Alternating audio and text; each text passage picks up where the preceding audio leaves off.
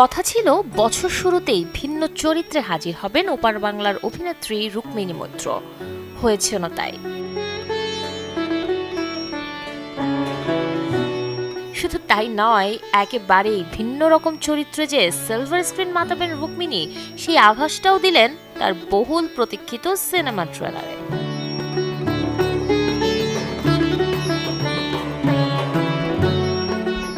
বলছি বিনোদিনী একটি নটির উপাখ্যান ছবির কথা। প্রচারের স্বার্থে সদ্যই যে মুক্তি পেয়েছে এর নতুন ট্রেলার। 3 মিনিট 1 সেকেন্ডের ট্রেলার জুড়েই দেখানো হয়েছে 141 বছর আগের বিনোদিনী চরিত্রটিকে। দেখানো হয়েছে বিনোদিনীর নানা দর্শন। মূলত 19 শতকের এক নামকরা অভিনেত্রী বিনোদিনী দাসী, যিনি কিনা পুরুষ শাসিত সমাজে নিজেকে প্রতিষ্ঠিত করে গেছেন একজন শিল্পী হিসেবে, এমনকি সমাজের নানা বেড়াজাল ভেঙে নারীদের শিখিয়ে গেছেন স্বপ্ন দেখতে।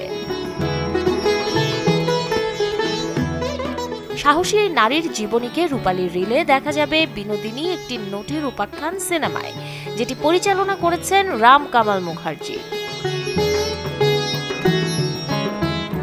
ছবির প্রধান চরিত্র বিনোদিনী রূপে আছেন রুক্মিণী মৈত্র, আর অন্যান্য গুরুত্বপূর্ণ ভূমিকায় দেখা যাবে মীর আফসার আলী, রাহুল বোসের মতো তারকাদের।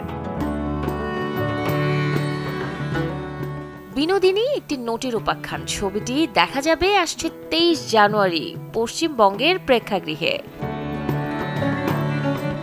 শাহরিন জেবিন, চ্যানেল 24।